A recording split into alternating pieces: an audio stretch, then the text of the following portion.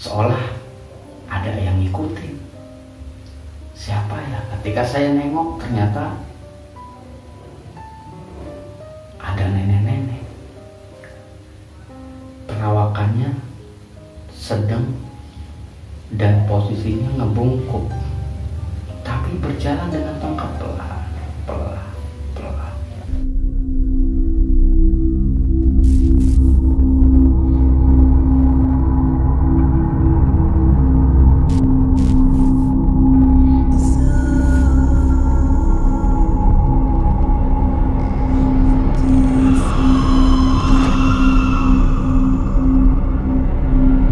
Assalamualaikum warahmatullahi wabarakatuh untuk semua sahabat obat nakal dimanapun kalian berada.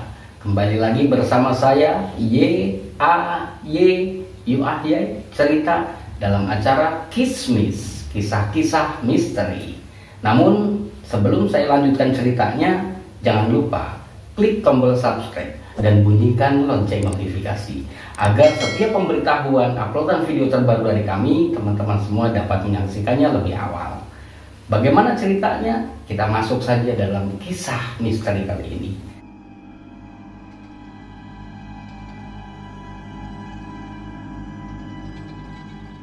Kisah misteri kali ini yang saya alami adalah ketika melakukan pendakian ke Gunung Kendil yang terletak di daerah Jawa. Nah, kenapa saya melakukan pendakian? Karena ada ujian kelulusan tes dari pencaksilat yang pernah saya ikuti. Jadi di dalam gunung aktivitas kita, saya bersama teman-teman adalah melakukan perjalanan. Namun ada syaratnya. Kita tidak boleh ngomong, tidak boleh makan, tidak boleh minum, dan tidak boleh tidur, teman-teman. Itulah syaratnya. Namun guru kita memberitahukan atau berpesan, ketika nanti di sana sedang melakukan proses ujian tersebut, kita tidak boleh berbicara, tetapi kita boleh melantunkan ayat-ayat Al-Quran, kita boleh membaca surah, kita boleh membaca Al-Quran, dan kita boleh berzikir atau bersolawat. Nah, singkat cerita, kenapa kami melakukan pendakian ke Gunung Kendil sebagai ujian tes terakhir pencaksilat? Jadi awalnya kita melakukan ujian tersebut di rumah masing-masing. Jadi di rumah masing-masing lah kita melakukan ujian tersebut. Tidak makan, minum, tidur, dan ngomong. Nah, cuma banyak dari saya juga teman-teman gagal dalam melakukan ujian tersebut. Contoh saja saya pribadi. Ketika saya pulang sekolah dan mulai masuk jam 4 sore setelah sholat asar, itu saya duduk-duduk di samping rumah kakek atau rumah mbah. Nah, ketika saya duduk di samping rumah mbah saya atau kakek saya, jadi posisinya adalah ada seekor cicak yang menempel di bilik, karena kondisinya saat itu rumah dindingnya masih terbuat dari bilik bambu. Ada seekor cicak. Dalam hati saya terbesit, saya pengen selepet itu cicak. Ternyata di depan saya ada karet, teman-teman. Saya ambil karet, langsung saya selepet cicaknya, dan ternyata cicak itu langsung jatuh. Dan ketika cicak itu jatuh, sontak saya langsung berkata, jatuh. Di situ feel sudah hilang, di situ rasa sudah hilang. Saya gagal dalam melakukan ujian tersebut. Dan ternyata teman-teman saya pun banyak yang mengalami kegagalan karena ujian tersebut dilakukan di rumah masing-masing. Akhirnya guru itu berinisiatif untuk melakukan ujian tes terakhir bukan di rumah, tetapi di gunung yang kita lakukan secara bersama-sama bersama murid-murid yang lain. Singkat cerita, berkumpullah kita di tempat guru. Lalu guru pun berbicara, untuk kali ini ujian terakhir tidak dilakukan di rumah tetapi di gunung, yaitu Gunung Kendil. Jadi kita semua nanti berangkat ke gunung. Nah, di gunung kita beraktivitas seperti biasa. Kita berjalan, kita sholat, kita berzikir, kita sholawat, atau kita baca Al-Quran. Dan nanti pun akan ada latihan gerak malam atau latihan jurus-jurus ketika di gunung. Dan pesan yang sampai saat ini masih terngiang di otak kita adalah ketika nanti di sana bertemu dengan apapun, dan mendapatkan kondisi seperti apapun, tetap ingat 4 pantangannya. Tidak boleh makan, minum, tidur, dan ngomong. Apapun yang terjadi, itu yang dipesan oleh guru. Singkat cerita, kita ngobrol, dan ketemulah satu hari yang memang ditetapkan sebagai hari untuk ujian tes di Gunung Kendil. Nah, hari itu tepat di hari Kamis.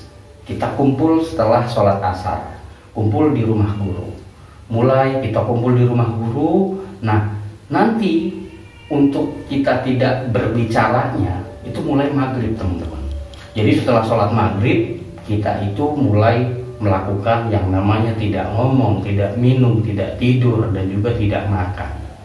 Mulailah kita setelah sholat asar ngumpul, ngobrol, dan di situ pembacaan doa untuk kita mulai berangkat ke Gunung Kendil. Singkat cerita, masuklah waktu maghrib.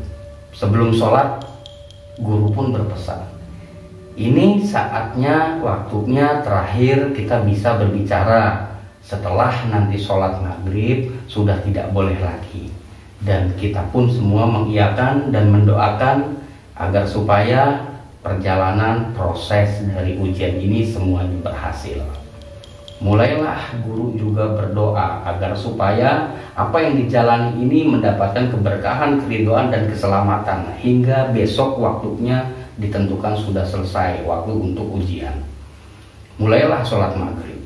Setelah selesai sholat maghrib, mulailah kita menyiapkan barang, pakaian, sarung, koko, kopiah, agar supaya kita nanti ketika berjalan ada salinan baju.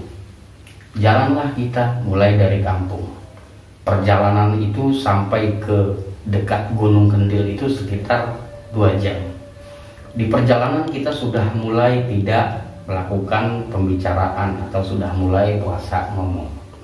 Di tengah perjalanan masuklah waktu Isya. Nah, ketika kita sholat Isya, itu ada satu perkampungan, ada surau, dan suraunya itu surau lama lah, surau tua. Kita mampir ke situ, sholat Isya berjamaah. Nah, setelah sholat Isya berjamaah, kita mulai diberikan waktu oleh guru. Yuk, yang mau ngaji, ngaji dulu. Yang mau zikiran, zikiran dulu. Yang mau sholawatan, silakan sholawatan dulu. Nanti jam 8 kita mulai perjalanan lagi. Nah, di situ pun teman-teman, termasuk saya pribadi, benar-benar memanfaatkan waktu untuk kita bisa baca Quran atau kita zikir dulu sebelum perjalanan. Singkat cerita, mulailah jam 8, guru pun langsung berbicara. Yuk, kita mulai jalan yuk, udah jam 8. Mulailah jalan tuh. Mulai jalan, melewati kampung 1, kampung 2, kampung 3, sampai 4 kampung kita lewati. Mulailah masuk ke pegunungan, yaitu Gunung Kendil di daerah Jawa. Masuklah kita ke gunung itu, dan sudah tidak ada rumah warga satupun di situ. Masuk menyusuri gunung sambil guru pun berpesan, ingat, nanti kalau ada yang dilihat, biarin aja. Kalau ada yang dengar suara ini itu biarin aja. Yang penting tetap ingat kita lagi ujian, tetap ingat kita sama Allah, minta perlindungan, istighfar aja, jalan. Mulailah di perjalanan itu ada temen yang mukanya itu raut wajahnya seperti orang yang heran. Ketika berjalan tiba-tiba dia, posisi kita mau tanya, kita posisi lagi puasa, nggak boleh ngomong. Akhirnya ya sudahlah, nanti kalau udah lulus dari puasa, selesai puasa, baru deh kita tanya, ada apaan nih kejadiannya, kok sampai raut mukanya seperti itu gitu. Mulailah lanjut lagi kita berjalan. Gunung itu seperti hutan, jadi memang cuma ada pohon-pohon besar di situ, dan kondisinya sangat gelap.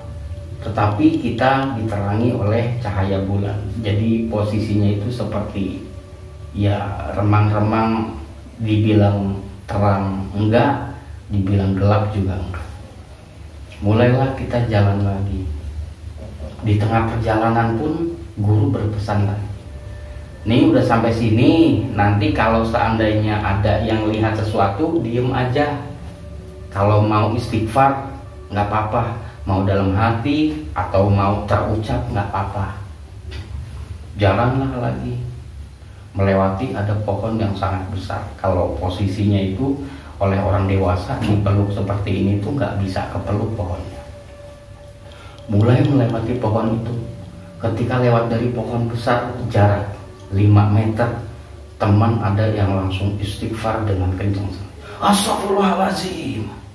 Itu sontak semua, baik teman-teman saya dan guru saya pun langsung nengok ke arah dia.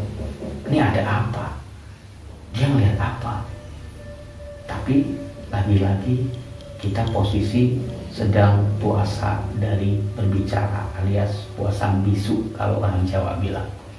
Mulailah berjalan lagi, telusuri jalan terus sampai saya pribadi pun ketika berjalan seolah ada yang ngikutin. Siapa ya? Ketika saya nengok ternyata ada nenek-nenek, perawakannya sedang dan posisinya ngebungkuk, tapi berjalan dengan tongkat pelan. Dalam hati kecil, itu nenek-nenek siapa? Bukannya di sini udah nggak ada rumah, bukannya di sini udah nggak ada warga, tapi itu tetap saya simpan dalam hati. Saya nggak mau ngomong, saya nggak mau bertanya, udah jalan aja, jalan. Ketika 100 meter ke depan, saya tengok ke belakang lagi, itu nenek-nenek masih ada. Dan ketika saya tengok, posisi nenek itu sama, dia pun menengok pada saya, sehingga terpakulah kita. Pandangan saya kepada nenek itu dan nenek itu memandang saya. Di situ saya pun bertanya lagi, ini nenek sebenarnya siapa? Tapi teruslah berjalan hingga kita sudah melewati sekitar 15 meteran lagi. Nengok ke belakang, itu nenek-nenek sudah tidak ada. Sudahlah, nanti pokoknya dalam hati saya, nanti pokoknya setelah ujian selesai saya pasti bakal tanyain ini siapa dan kenapa. Jalanlah lagi kita. Ketika berjalan, ketemulah satu bangunan tua, rumah dari bilik bambu yang memang sudah tidak berpenghuni dan memang sudah banyak debunya, terus sarang laba-labanya. Jadi benar-benar memang itu tidak dihuni oleh orang.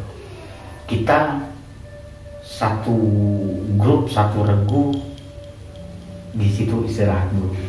Nah, ketika di situ istirahat, guru pun berpesan, kalau yang mau sholat sunnah silakan, kalau yang mau zikiran, wiridan silakan, kalau yang mau baca Quran juga silakan. Tuh, kalau mau ambil wudhu di sono ada sumur tua. Cuma ketika kita mau ambil wudhu, yang ada di otak kita itu udah beda. Di tengah gunung ada rumah tua dan ada sumur tua. Yang ada di otak kita adalah, aduh kalau ke sono nanti gimana ya, serem. Tapi ada tuh, ibaratnya teman saya silat yang memang usianya lebih tua dari saya, dia berani. Dia bilang, mau itu juga kak, wudhu juga kak? Kalau mau wudhu, ayo bareng sama saya. Karena saya merasa ada temennya, akhirnya saya pun berjalan sama kakak seperguruan. Kalau orang sekarang bilang kakak seperguruan. Jalanlah saya sama beliau, jalan. Dan di situ saya sama dia main tengok-tengokan. Kenapa? Karena dia sudah gagal, teman-teman. Ketika dia bilang, ayo kalau mau ambil wudhu bareng sama saya, itu dia sudah gagal. Dan di situ pun saya tersadar dan saya bersyukur saya tidak menjawab apa yang dia utarakan. Pulanglah dia, ketemu sama guru, dan saya pun melanjutkan perjalanan ke sumur tua tersebut untuk ambil wudhu. Mulailah saya jalan, dan di sumur tua itu tidak ada timbangan yang ditarik seperti ini. Jadi cuma ada kayak apa? kayak bekas ember lah mungkin. Dan di situ ada talinya, jadi kita cemplungin baru kita tarik seperti ini. Ambillah, tarik, masukinlah, di situ ada tempat wudhunya. Saya wudhu, balik lagi ke tempat perkumpulan. Mulailah di situ ada yang berzikir, ada yang baca Quran, ada yang sholawatan, ada yang gerak juga, yang berlatih jurus gitu. Nah, singkat cerita, mulailah kita jalan lagi jam setengah 12 malam, karena posisi adalah sedikit lagi sampai ke puncak gunung. Nah, sampai di puncak gunung itu jam 1 lewat, kira-kira jam setengah 2-an lah. Nah, sampai di puncak gunung, guru pun langsung bilang kita sudah ada di puncak gunung.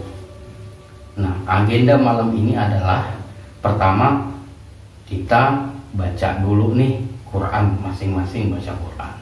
Setelah baca Quran, yang mau zikir silakan, yang mau wirid silakan, yang mau baca sholawat silakan.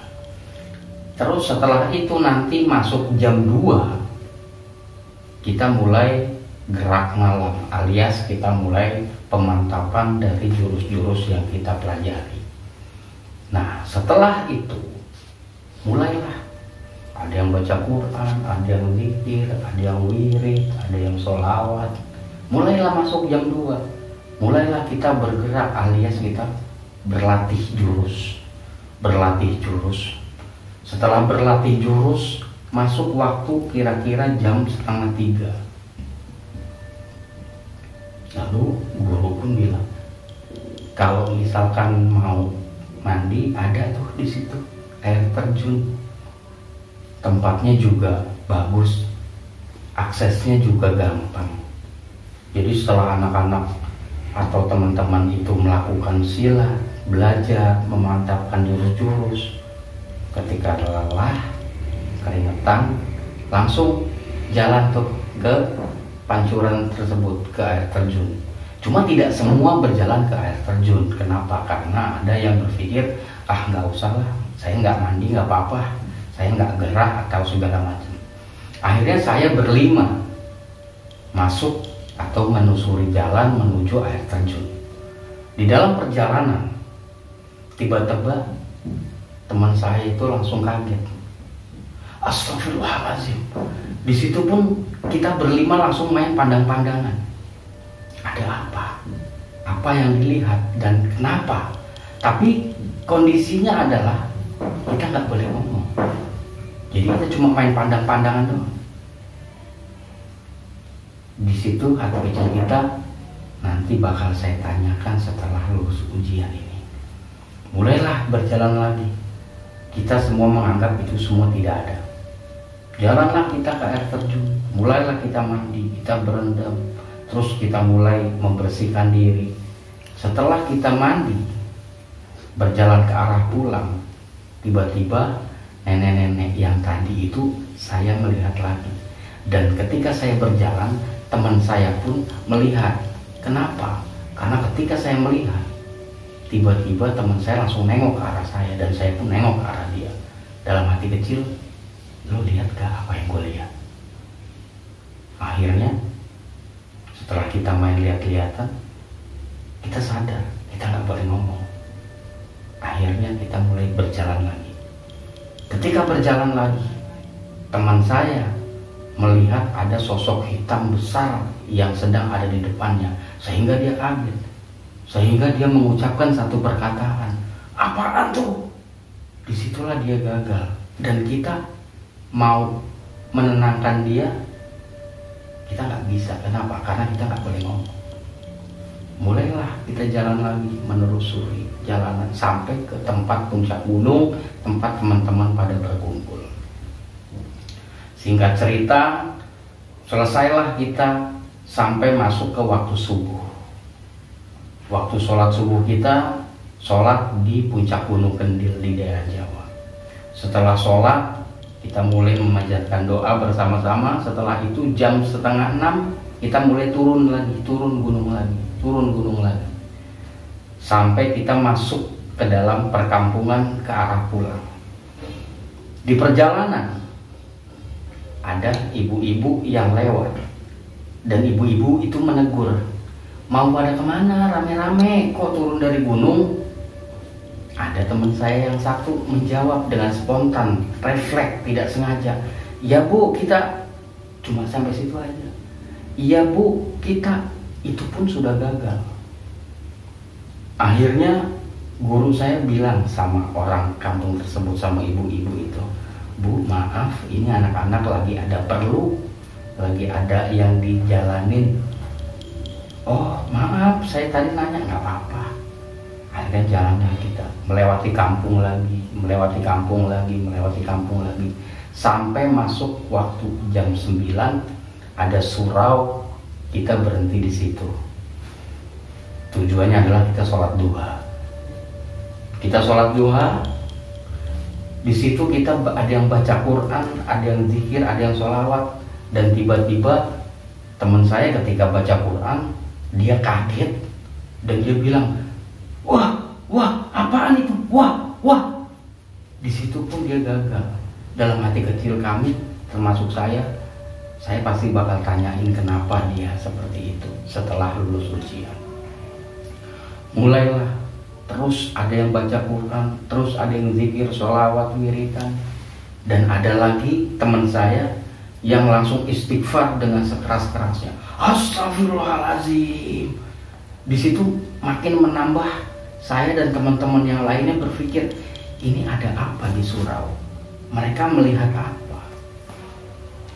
Cuma tetap kita kondisi belum bisa ngomong, belum boleh berbicara. Akhirnya itu pun teman gagal. Mulailah terus masuk jam 10:30 kita berjalan lagi. Selang berjalan masuk jam 12 belum ketemu surau. Guru pun bilang, nanti kalau kita ketemu surau atau musola, kita mampir, kita sholat zuhur dulu. Nah, ketika berjalan jam 1-an kira-kira itu kita ketemu sama musola, ada musola. Di musola itu kita sholat, di musola itu kita baca Quran lagi, kita wiridan lagi, kita sholawat lagi, sampai masuk jam 1:30 selesai, kita jalan lagi.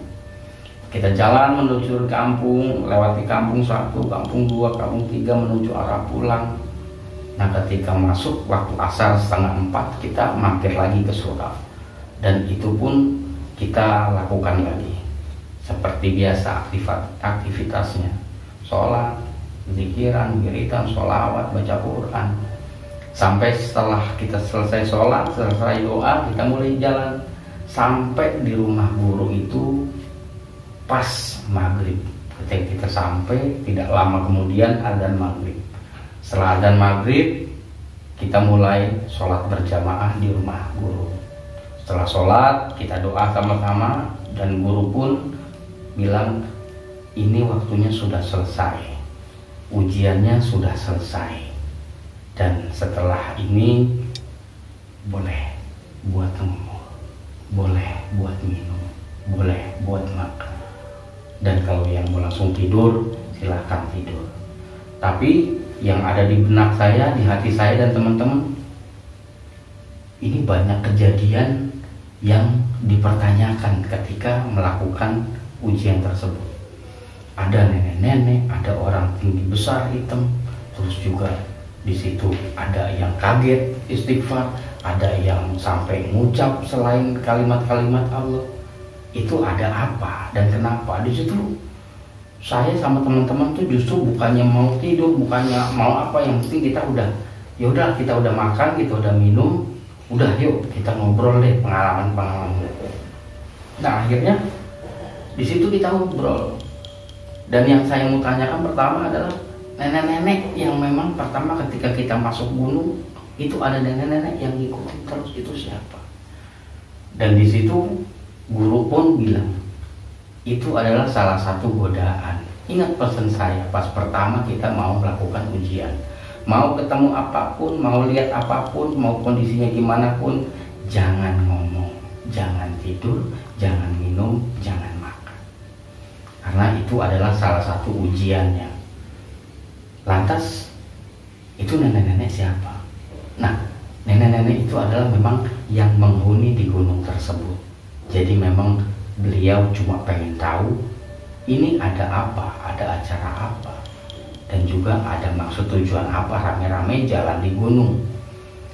Lalu teman saya bilang, kalau misalkan di surau saya melihat tiba-tiba ada orang yang sholat, terus saya kaget, makanya saya istighfar. Itu maksudnya apa? Jadi dijelaskan juga bahwasanya kita hidup itu bukan cuman manusia aja, tetapi ada alam mereka. Dan di situ adalah yang ditunjukkan adalah jin muslim yang memang sedang beribadah. Lalu teman saya yang gagal langsung menanyakan, itu yang tinggi besar sampai saya jadi gagal setelah saya dari air terjun itu siapa? Nah, itulah penghuninya, dan tujuannya adalah untuk menggoda, dan ternyata kamu gagal. Karena apa? Karena refleks dari yang kita lakukan adalah gambaran dari pengamalan yang kita kerjakan. Nah, jadi anggota yang mengikuti ujian tersebut sebanyak 15 orang, dan yang mengalami kegagalan ada 4 orang. Yang pertama, ketika kita mau masuk surau dan mau ambil wudhu yang ada rumah tua dan sumur tua, di dalam perjalanan itu ada yang mengajak saya, yuk kalau mau ambil wudhu bareng sama saya. Nah, itu yang gagal yang pertama. Yang kedua, ketika sudah pulang dari pemandian air terjun, yang dia lihat adalah sosok tinggi besar hitam. Itu yang gagal kedua. Nah, yang ketiga, ketika di surau dia melihat ada sosok yang memang membuat dia kaget. Tiba-tiba ketika dia baca Quran, di depannya sudah ada orang yang memang tadinya tidak ada orang. Dan di situ dia langsung kaget, wah apaan? Itu yang ketiga. Dan yang keempat gagal adalah teman saya yang ketika pulang masuk ke dalam perkampungan, ternyata ada ibu-ibu yang nanya.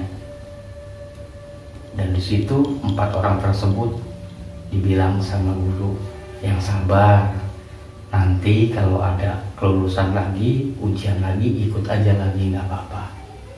Dari situ kita semua bisa belajar bahwa kenapa kita harus puasa itu. Namanya kalau di Jawa adalah puasa pati geni, yaitu menahan hawa nafsu. Tidak makan, tidak minum, tidak tidur, dan tidak ngomong. Nah, yang paling sulit adalah ketika kita tidak ngomong. Kenapa? Karena lidah kita ini bisa lebih tajam daripada golok, daripada senjata tajam. Jadi disitulah pelatihan untuk menekan hawa nafsu.